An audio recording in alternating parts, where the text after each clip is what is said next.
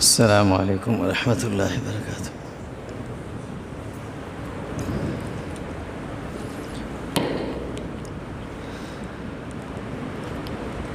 الحمد للہ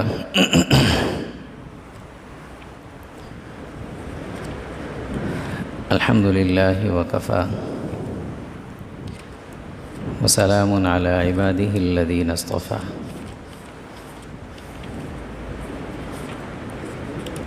اما بعد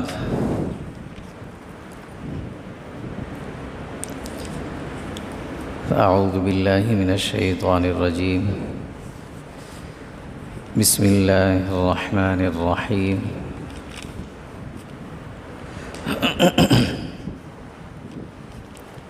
قال اللہ سبحانہ وتعالی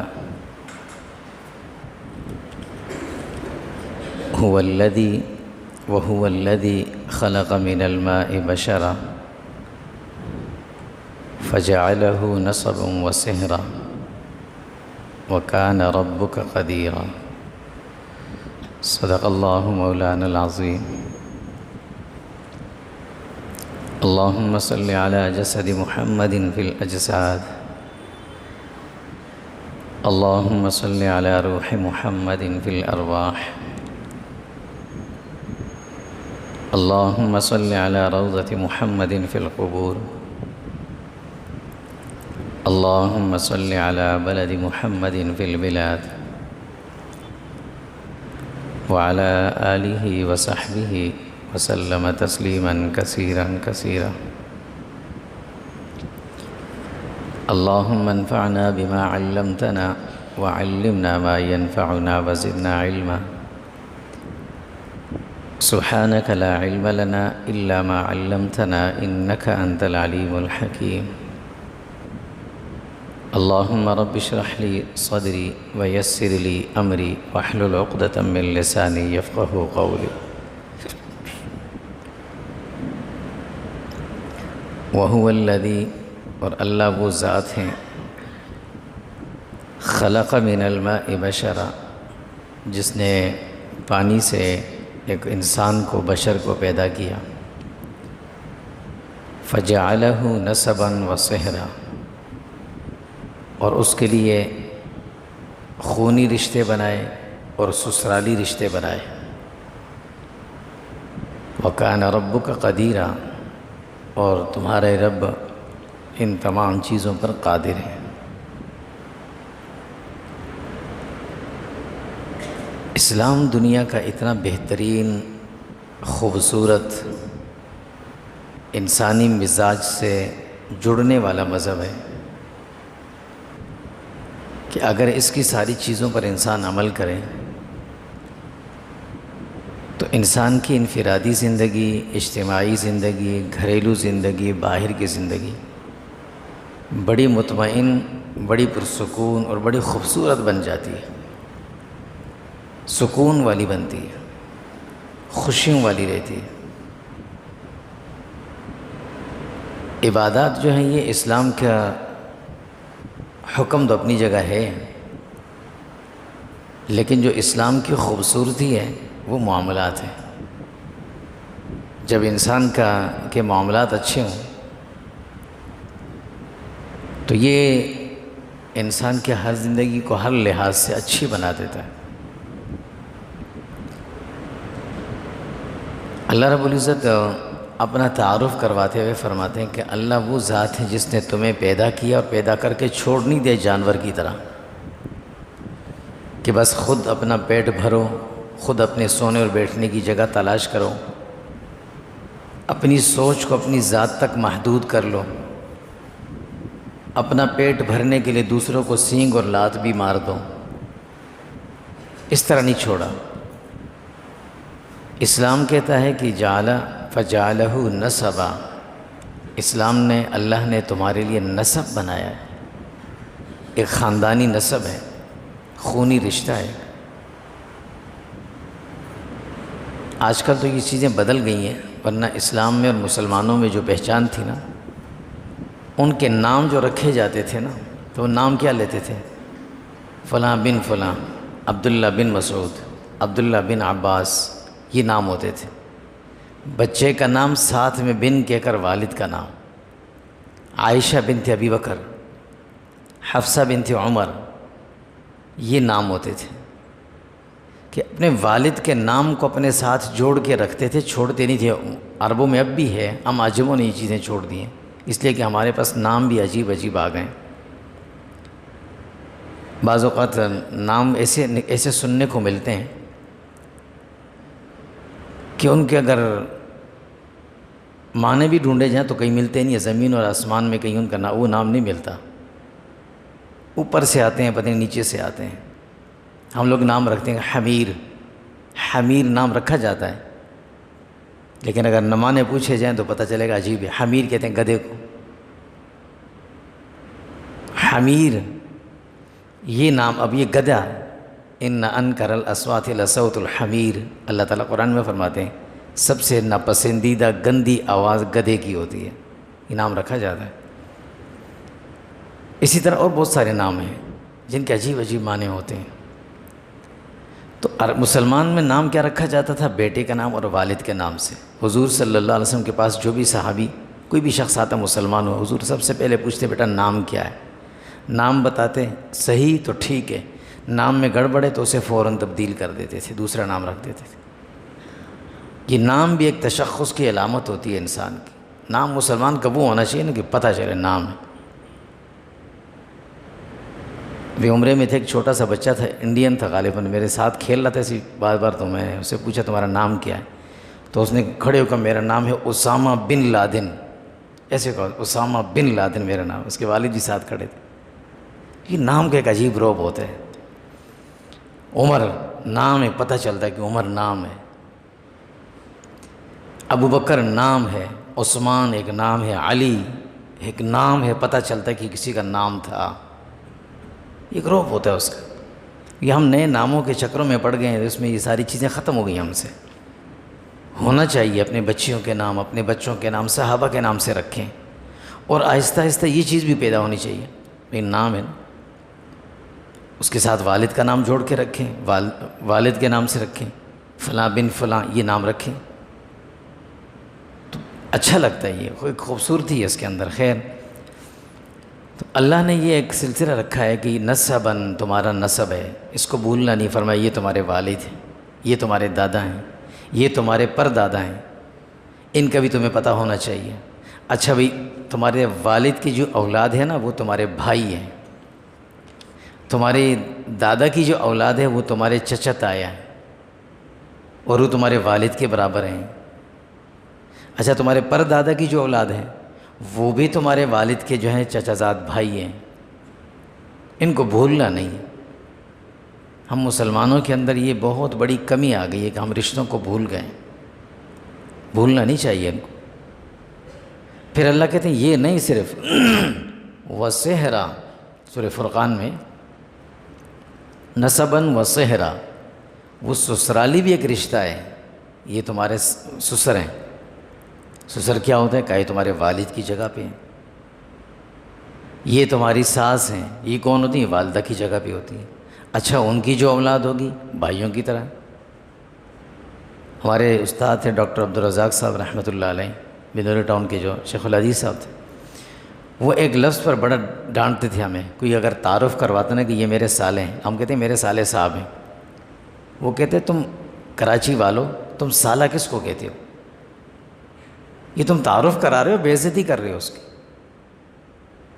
تم تو جو کسی کو غصہ کرتے ہو کہتے ہو سالے دیکھ لوں گا میں تجھے، تو اس کو کیوں سالہ کہتے ہو؟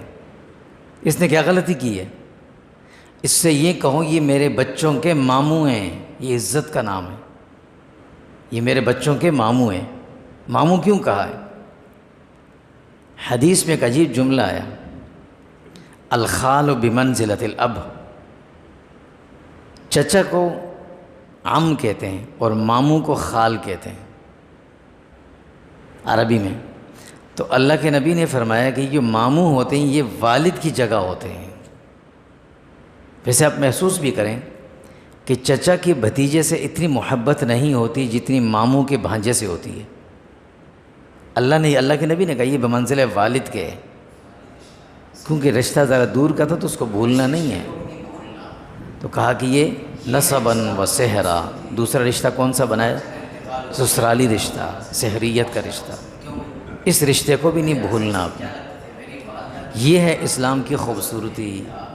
فلاں جگہ انتقال ہوا بھائی، میں جا رہا ہوں جنازے میں، مجھے پہنچنا ہے وقت سے۔ کیوں بھائی؟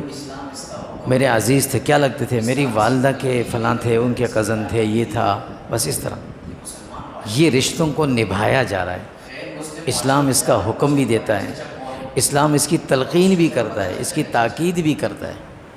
یہ مسلمان معاشرے میں ہے۔ غیر مسلم معاشروں میں جا کر پوچھیں تمہارے چچا کون ہیں، بمشکل چلو پتہ چل جائے گا چچا ہے، اس سے آگے کا پوچھو تو کچھ پتہ نہیں ہوگا، والدہ کی طرف سے پوچھو کچھ پتہ نہیں ہوگا۔ یہ مسلمانوں کا ایک مسلمان معاشرے کی خوبصورتی ہے۔ بہن بھائی کا رشتہ ہے، ماں باپ کا رشتہ ہے، چچا بھتیجے کا رشتہ ہے، ماموں بھانجے کا رشتہ ہے۔ یہ رشتے ان کو نبھانا ہے، اور ان کے نبھانے کا طریقہ کیا ہے؟ کہ ان کو دور نہ ہونے دیا جائے۔ جیسے جیسے یہ دور ہوتے ہیں نا، پھیلتے ہیں، شاخیں بنتی ہیں، فطرت ہے، باپ کے بعد بچہ، بچے کے بعد بچہ، تو دور ہو گیا، آپس میں رشتے کر لو، آپس میں رشتے کر لو، اس سے وہ خاندان پھر ایک ہو جاتا ہے، پھر جڑ جاتا ہے، یہ تعلق برقرار رہتے ہیں۔ اللہ نے یہ جو سارا نظام بنایا ہے نا مسلمان کے لیے، اس کی بنیاد ایک ہی چیز رکھی ہے، وہ ہے نکاح۔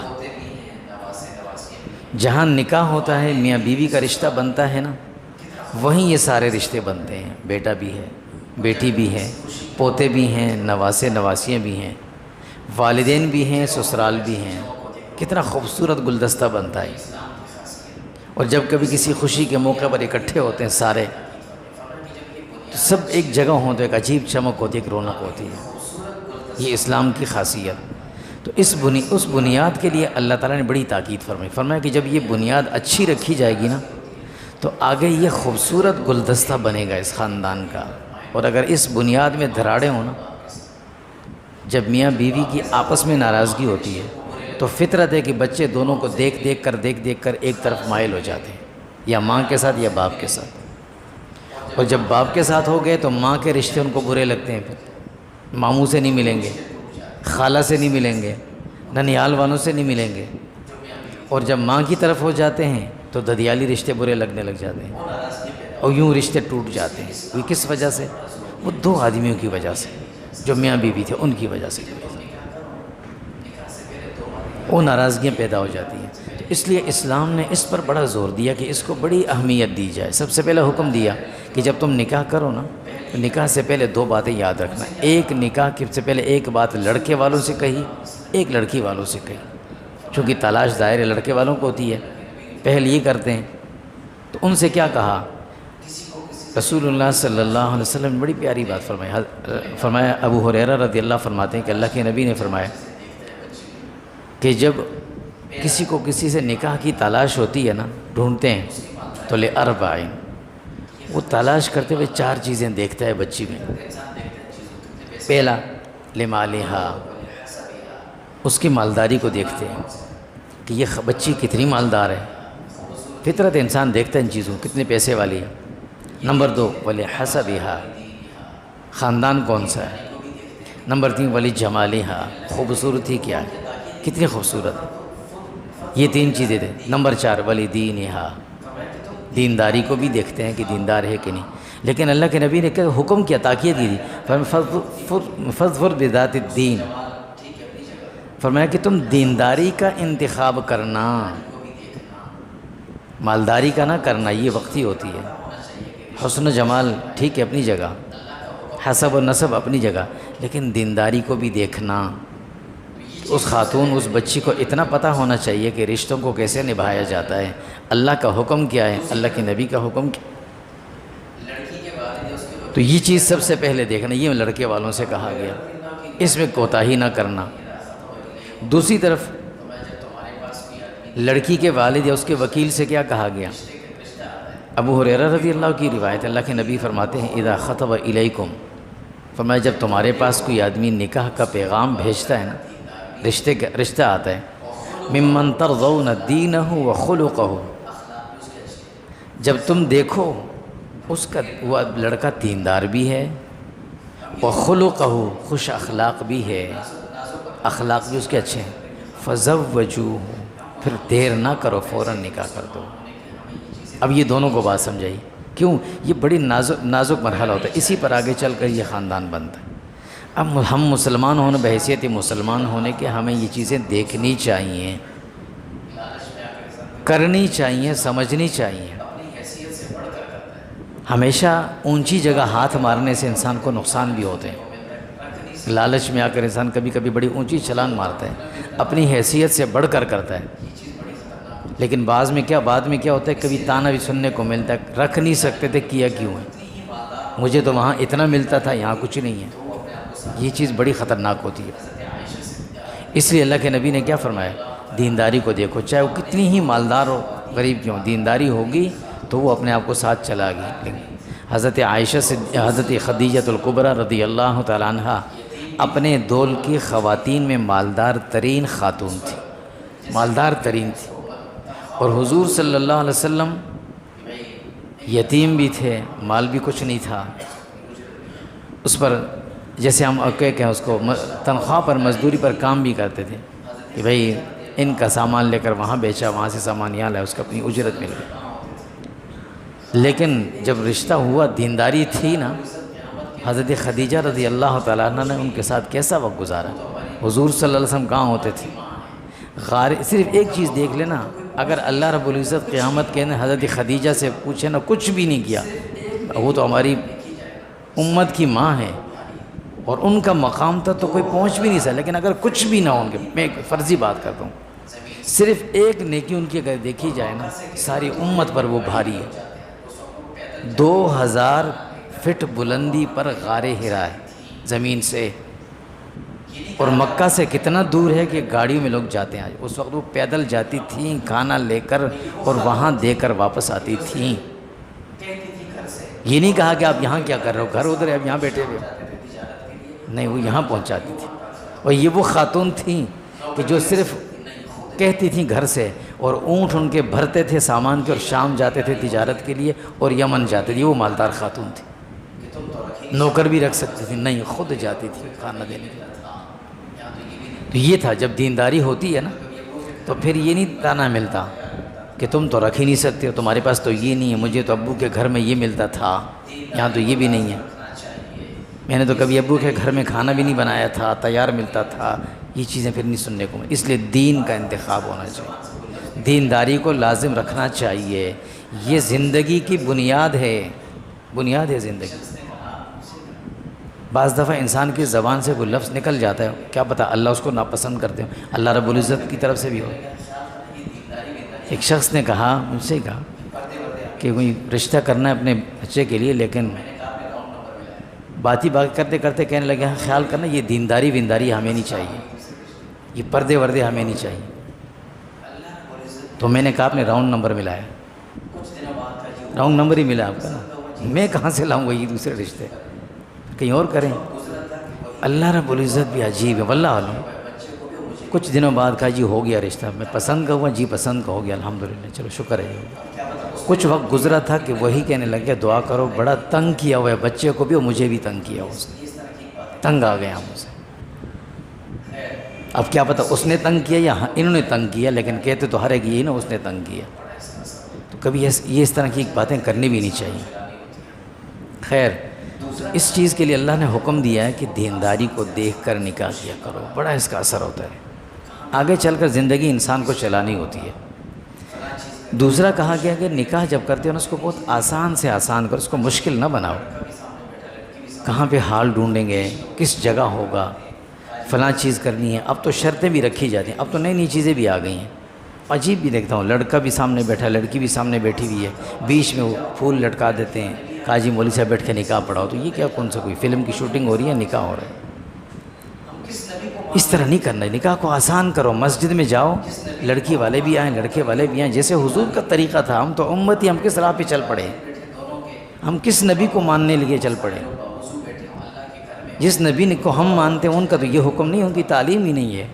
وہاں بیٹھیں، والدین بیٹھیں، دونوں کے خطبہ ہو، نکاح ہو، سارے لوگ باوضو بیٹھے ہوں، اللہ کے گھر میں ہوں، اور دعا اٹھ کے چلے جائیں. کتنی برکت والا ہوگا، برکتوں والا ہوگا. یہ چیزیں نہ کرو، آسان کر دیں. جو شخص ان چیزوں کو افورڈ نہیں کر سکتا، لڑکی والوں کا اصرار ہے کہ نہیں حال میں ہوگا اور اس طریقے پر ہوگا، لڑکا بیچارہ برداشت کر نہیں سکتا، کہاں کیا کرے، یا لڑکے والا کہ نہیں میں تو فلاں حال میں کروں گا، لڑکی بیچاری کر نہیں سکتی، یہیں سے دھراڑ پیدا ہو جاتی ہے، یہیں سے ایک دوسرے کے دل کے اندر سوالات اٹھنا شروع ہو جاتے ہیں، یار اس نے ایسا کیا۔ یہ سوال جو اٹھتا ہے نا، یہ آگے شیطان جا کر اس کو آگ کا شعلہ بنا کر رشتے کو توڑوا دیتا ہے۔ ایسا نہ کریں، آسان کریں۔ اللہ کے نبی صلی اللہ علیہ وسلم کیا فرماتے ہیں؟ ان اعظم النکاح برکہ، نکاح سب سے بڑا برکت والا نکاح۔ برکت والا نکاح کس کو کہتے ہیں؟ اولاد بھی اللہ دیں گے، نیک صالح دیں گے، خاندان بڑا خوش ہوگا، سکون سے ہوگا، جڑے ہوئے ہوں گے آپس میں، خوشیاں خوشیاں ہوں گی، یہ برکت ہے۔ یہ کس میں ہوگا؟ ایسرہ مؤونہ، جس میں تکلیفیں مشقتیں زیادہ نہ ہوں، آسان نکاح۔ اس کے بعد ولیمہ وہ جو کرنے کریں، نکاح کو کم سے کم آسان رکھیں، اسے مشکل نہ بنائیں، اور اسے مسجد سے اٹھا کر گلی کوچوں کی نظر نہیں کرنا چاہیے۔ یہ مسجد کا کام ہے، مسجد میں رہے۔ اگر یہاں نماز ہو اور ہمیں کو مسجد میں نہیں ہوگی، چلیں باہر روڈ پہ نماز پڑھتے ہیں، آج مسجد میں نماز نہیں ہوگی، تو کوئی نہ کوئی تو سوال اٹھائے گا، یہ کیا ہوا، مسجد کیوں رکھی ہے جو نماز باہر پڑھا رہے ہیں؟ اٹھتا ہے سوال، حق بنتا ہے۔ تو یہ نکاح مسجد میں ہی ہوا کرتے تھے، یہ گلیوں میں نہیں ہوتے تھے۔ باقی کام گلیوں میں کریں، اس کو ہم مسجد تک واپس لے آئے ہیں۔ یہ ایک جملہ ہم اکثر سنتے ہیں نا، یار دین تو بڑا آسان ہے، اس مولویوں نے مشکل کر دیا۔ کیا مشکل کر دیا؟ کہ مولوی کہتے ہیں تم وضو صحیح کرو، یہ اس طرح صحیح نہیں ہے، نماز پڑھ رہے ہو نا ایسے نہ کھڑے ہو، ایسے پڑھو ایسے پڑھو، یہ وہ کہتے ہیں نہیں بھی میری مرضی ہونی چاہیے، تو یہ مشکل ہوگی اس کے لیے، کہ یہ مشکل بنا دیتے ہیں۔ تو نکاح کو کیوں مشکل بناتے ہیں؟ یہ کس نے مشکل بنا دیا؟ یہ تو مولویوں نے نہیں کیا نا، اس کو تو خود کریں، ہم سوچیں اس کو واپس لے کر آئیں۔ پھر اسی طریقے سے نکاح کے اس کے ساتھ ساتھ جو ہے ایک اب سب سے بنیادی چیز یہ ہے نا کہ لڑکا اور لڑکی جو بھی ہوں، ان کو نکاح کے مقاصد بھی بتانے چاہیے، ان کو یہ باتیں سمجھانی بھی چاہیے کہ بھئی یہ نکاح جو ہم کر رہے ہیں، تم جو نکاح کر رہے ہو، اس کا مقصد کیا ہے؟ یہ ایک رشتہ ہے، اور اس رشتے نے آگے چل کر خاندان کو بنانا ہے، تم خاندان کو بنانے کی بنیاد رکھ رہے ہو، تم اس کے لیے راضی بھی ہو کہ نہیں ہو؟ یہ کیوں پوچھا جاتا ہے بات؟ تمہیں قبول ہے؟ وہ کہتے ہیں ہاں قبول ہے، میں نے قبول کیا۔ کیوں پوچھا جاتا ہے اس سے؟ کہ تم اس ساری ذمہ داری کے لیے تیار ہو، کرو گے؟ وہ کہتا ہے ہاں میں کروں گا۔ اسی لیے پوچھا جاتا ہے، ان کو پہلے مقصد بھی بتایا جائے۔ یہ صرف کھیل نہیں ہے، ایک رسم زمانہ نہیں ہے، یہ سنت نبوی اور حکم ربانی ہے، اور خاندانوں کی بنیاد ہے۔ اس سے دو خاندان جڑیں گے بھی اور دو خاندان ٹوٹیں گے بھی، رشتے وہ ہوں گے، دشمنیوں میں بدلیں گے پھر۔ اس لیے کہا تیار ہو، قبول ہے، قبول ہے۔ تو انہیں یہ بھی بتانا چاہیے، جہاں ہم اپنے بچوں کو اتنی تعلیم دیتے ہیں نا، بڑا خرچہ ان پہ ہوتا ہے ہمارا، کرتے بھی ہیں، فائدہ نظر آتا ہے سامنے، وہاں ساتھ ساتھ ان کو ایک چھوٹا سا چیپٹر یہ بھی پڑھایا جائے کہ سورہ نساء میں اللہ نے کیا احکامات دیے ہیں، سورہ طلاق میں کیا احکامات ہیں، ذرا اس کو تفصیل کے ساتھ پہلے پڑھ لو پھر نکاح کریں۔ اور اب تو بہت آسان ہو گیا ہے، نکاح کا طریقہ کار پر مختلف چھوٹے چھوٹے کتابچے بھی لکھے ہوئے ہیں، وہ دے دیے جائیں، بھئی یہ پڑھ لو، پھر کیا کیا ذمہ داریاں ہوں گی، کیا کیا کرنا ہوگا تم نے، کس طرح چلانا ہوگا اس رشتے کو۔ بچے کو یہ بات سمجھانی ہے کہ تم کوئی جانور نہیں خرید رہے ہو، بچے کے گھر والوں کو پتہ ہونا چاہیے میں کوئی جانور نہیں خرید رہا، میں ایک فرد کو اپنے گھر لا رہا ہوں جس کو اللہ کے نبی نے اپنے دل کا ٹکڑا کہا ہے، اس کو میں توڑ کے اپنے پاس لا رہا ہوں، اس کی بڑی اہمیت ہے، اس کے سامنے اس مال کی کوئی حیثیت نہیں ہے۔ اس وقت یہ سختی سے منع کر دینا کہ بھئی میرے بیٹے کے سسر محترم، مجھے اس سے کچھ نہیں چاہیے، اب ساتھ میں کچھ نہیں بھیجنا، میرے لیے سب سے بڑا یہ ہے کہ آپ اپنا ایک بچہ، ایک خون کا حصہ مجھے پکڑ کے دے رہے ہو، اس سے بڑھ کر کوئی اہم چیز نہیں دنیا کی، انسان کی قیمت کہاں سے ہو سکتی؟ یہ ان کو سمجھانا چاہیے، یہ بات وہ ذہن میں رکھیں، یہ سوچ بھی نہ رکھیں کہ مجھے ساتھ ملا، مجھے تو کچھ دیا نہیں، مجھے ملا نہیں۔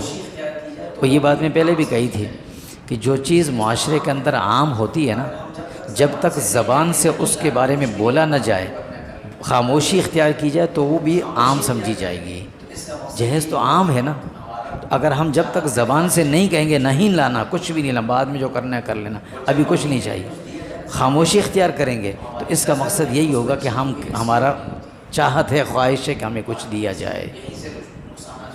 اور جب ہم یہ کہتے ہیں کچھ دیا جائے نا، ذہن میں یہ رکھتے ہیں، تو ہماری نظر میں ہی اس بچی کی کوئی حیثیت نہیں ہوتی، مال کی حیثیت، یہیں سے نقصانات شروع ہو جاتے ہیں۔ اور اسی طرح وہ بچی ہے، اس کو بھی پڑھانا چاہیے، سمجھانا چاہیے کہ بیٹا گھر جو تمہارا تھا نا وہ یہ تھا، یہ نہیں تھا، وہاں وہ تمہاری ایک کلاس تھی، کلاس روم تھا تمہارا، وہاں تم نے اتنا عرصہ گزارا تربیت کے لیے کہ تم نے گھر کے کام کیسے سنبھالنے، والدہ نے تمہیں سارے کام سکھا دیے، اب تم اپنے کلاس روم میں پڑھ کر واپس اپنی فیلڈ، اپنی جگہ پہ جا رہی ہو، وہ تمہارا گھر ہے، اب وہاں جانا۔ اور پھر جب جاتے ہیں تو اللہ کے نبی نے کیا، اللہ تعالیٰ کیا فرماتے ہیں، الرجال قوامون علی النساء، یہ بات بھی اس کو سمجھانی چاہیے کہ وہ تمہارے شوہر ہیں، اللہ کے بعد کسی کا حق ہے تو ان کا ہے، وہ جو کہیں تم نے اس کو ماننا ہے۔ ادھر دوسری طرف مرد کو یہ نہیں کہا کہ تم بھی بس اپنے آپ کو خدا سمجھ کے بیٹھ جاؤ، نہیں، واللہ اسے یہ کہا وعاشروہن بالمعروف، بڑا خیال رکھنا، یہ مہمان کے طور پر آئی، یہ اپنا گھر چھوڑ کے اپنے ماں باپ کو چھوڑ کر آئی ہے، اس کا بھی خیال رکھنا، ایسا بھی اس کو لاوارث نہ سمجھنا۔ اب کہیں اگر آپس میں وہ ہو جائے، ناچاقی ہو جائے، تو فلا جناح علیہما ان یصلحا بینہما صلحا وصلح خیر، اللہ کہتے ہیں بھئی تم دونوں کا آپس کا معاملہ ہے نا، آپس میں بیٹھ کے بات کر لو، ختم کر لو بات، اس پہ اللہ خوش ہوتے ہیں، کیوں باہر کے لوگوں کو بیچ میں شامل کرتے ہیں۔ ایک جو بنیادی خرابی ہے نا اس دور کے اندر ہماری، وہ یہ ہے کہ ہمیں اپنی اور اپنی اولاد کی غلطی کبھی نظر نہیں آتی، یہ بڑا مسئلہ ہو گیا۔ کبھی کبھی کچھ کام کسی کے دل رکھنے کو بھی کرنے پڑتے ہیں، بچے آپس میں لڑ پڑے، والد اٹھے اپنے بیٹے کو ڈانٹ دے بچی کے سامنے، اس کا دل کتنا بڑا ہو جائے گا۔ بچی کا والد جا کر اپنی بچی کو ڈانٹ دے تو داماد کا دل کتنا بڑا ہو جائے گا، کتنا اچھا ہو جائے گا، دونوں کے دل صاف ہو جائیں گے ایک دوسرے سے۔ والد اپنے بچی کی بات سائڈ لے، اور والد لڑکے کا والد اپنے بچے کا سائڈ لے، دونوں کا آپس میں دوریاں پیدا ہوں، وہ کہے گا نہیں ایسا نہیں تھا، ایسا تھا، ایسا نہیں تھا، ایسا۔ خرابی ہر کسی میں ہوتی ہے، کمی ہوتی ہے۔ حضور صلی اللہ علیہ وسلم ایک مرتبہ اپنی ازواج مطہرات سے کسی بات پہ ناراض ہو گئے تھے، بات ادھر لمبی ہے۔ حضرت عمر فاروق رضی اللہ تعالیٰ عنہ، حضرت ابوبکر صدیق دونوں آئے۔ حضرت عمر فاروق رضی اللہ تعالیٰ عنہ کو تو ویسے ہی دیکھ کر سب کانپنے لگ جاتے تھے، غصے میں جب آئے تو حضرت حفصہ کی حالت بدل گئی تھی، اب تو میری خیر نہیں، اور حضرت ابوبکر صدیق رضی اللہ عنہ باقاعدہ اٹھ کر حضرت عائشہ کو تھپڑ مارنے کے لیے گئے تھے، حدیث میں واقعہ موجود ہے۔ حضور صلی اللہ علیہ وسلم نے ہاتھ پکڑ لیا، نہیں کچھ نہیں کیا ہوا، دل کے اندر سے جو بات تھی وہ نکل گئی نا۔ اور بعد میں حضور صلی اللہ علیہ وسلم کبھی کبھی حضرت عائشہ سے کہتے تھے، یاد ہے تمہیں کہ نہیں، میں نے تمہیں بچایا تھا، ابا تو تمہیں مار رہے تھے، میں نے تمہیں بچایا تھا، یہ حضور کہتے تھے حضرت عائشہ، محبت میں کہتے تھے۔ یہ چیز ہونی چاہیے، گھر کو بنانے کے لیے یہ کرنا پڑتا ہے۔ گھر کو بنانے کے لیے ہم جو طریقے اختیار کرتے ہیں وہ اجھاڑنے والے ہوتے ہیں۔ کبھی ایسی بات ہو جائے، ناجائز طریقے، بالکل بات جائز ہے، بالکل جائز ہے، لیکن بچے کے سامنے کبھی اس کے سسرال کی برائی نہ کیا کریں، بچی کے سامنے اس کے سسر کی برائی نہ کریں، تعریف کریں، کچھ نہیں ہوگا، ثواب ملے گا، جھوٹی کر دیں، ثواب ملے گا، بیٹا وہ تو اتنے اچھے ہیں، تمہارے بارے میں ایسی بات کرتے ہیں، اتنا تمہارا خیال رکھتے ہیں، ہمیں تو یہ کہا ہے انہوں نے، اس کے دل سے بات نکل جائے گی۔ کیوں؟ بچی ماں کے علاوہ کسی کی مانتی نہیں ہے، ماں جب اس کو یہ بات بتائے گی نا تو بڑے خوش ہوگی، باپ بتائے گا بڑی خوش ہو جائے گی، اس کے دل سے میل نکل جائے گی۔ اپنے بچے کو کہیں بیٹا تمہارے سسرال والے اتنے اچھے ہیں، تمہارا خیال کرتے ہیں، وہ تو تمہارے بارے میں ایسی باتیں کر رہے ہیں، تم کیوں ایسی باتیں کرتے ہو؟ ان کے سامنے تعریف کر دیں، اس تعریف پر کیا جائے گا، نہ پیسے نہ وقت، کچھ نہیں جائے گا، لیکن کیا ہوگا، دونوں کے دلوں کے اندر ایک دوسرے کی محبت پیدا ہو جائے گی، وہ ناچاقیاں محبت میں بدل جائیں گی۔ یہ چیزیں ہونی چاہیے۔ اور اس سے ہٹ آگے بڑھ کر اور بہت ساری چیزیں، بعض دفعہ ہم ایک چھوٹی سی غلطی اور کرتے ہیں، ہم اپنی بچیوں کو داماد کی حیثیت سے بڑھ کر ان کی فرمائش پر کچھ ایسی چیزیں خرید کر دیتے ہیں جو ضرورت کی نہیں ہوتی، خواہش کی ہوتی ہیں، اس سے بھی خرابی پیدا ہوتی ہے۔ 1.5 لاکھ کا موبائل خرید کر بچی کو دیا جا رہا ہے، 2 لاکھ کا موبائل یہ تو 10,000 کے موبائل سے بھی کام چل سکتا تھا، کیوں دے رہے ہیں آپ؟ جب آپ کو یہ پتہ چلے میرے داماد کی حیثیت اتنی نہیں ہے نا، تو کبھی بچی کو اتنی بڑی چیز نہ دیا کریں، وہ ہر وقت لے کے پھرے گی دیکھو میرے ابا نے مجھے دیا، اس کے دل میں لگتی ہے یہ بات، میری امی نے مجھے یہ دیا، اس طرح بھی نہ کریں، اس کا بھی خیال رکھنا ہے۔ اور باقی اور بہت ساری چیزیں ہیں ماشاءاللہ، سب بڑے ہیں، ان چیزوں کو سمجھتے ہیں کہ بنانا کیسے اور اجھاڑنا کیسے ہے۔ تو یہ چیزیں بنانی رکھنی پر اللہ رب العزت سے بڑے خوش ہوتے ہیں۔ اللہ کہتے ہیں هو الذی، اللہ وہ ذات ہیں، خلق من الماء بشرا، جس نے پانی سے ایک انسان کو پیدا کیا، فجعلہ نسبا وصہرا، اور پھر اللہ نے اس کے رشتے بنائے، کون سے؟ ایک خونی رشتہ اور ایک سسرالی رشتہ۔ ان دونوں رشتوں کی بنیاد کس سے بنتی ہے؟ میاں بیوی کے نکاح کے عمل سے بنتی ہے۔ فرمایا وَكَانَ رَبُّكَ قَدِيرًا، تمہارے رب ان باتوں پر قادر ہیں، وہ اس طرح رشتے بناتے ہیں، بہت سی چیزیں بناتے ہیں۔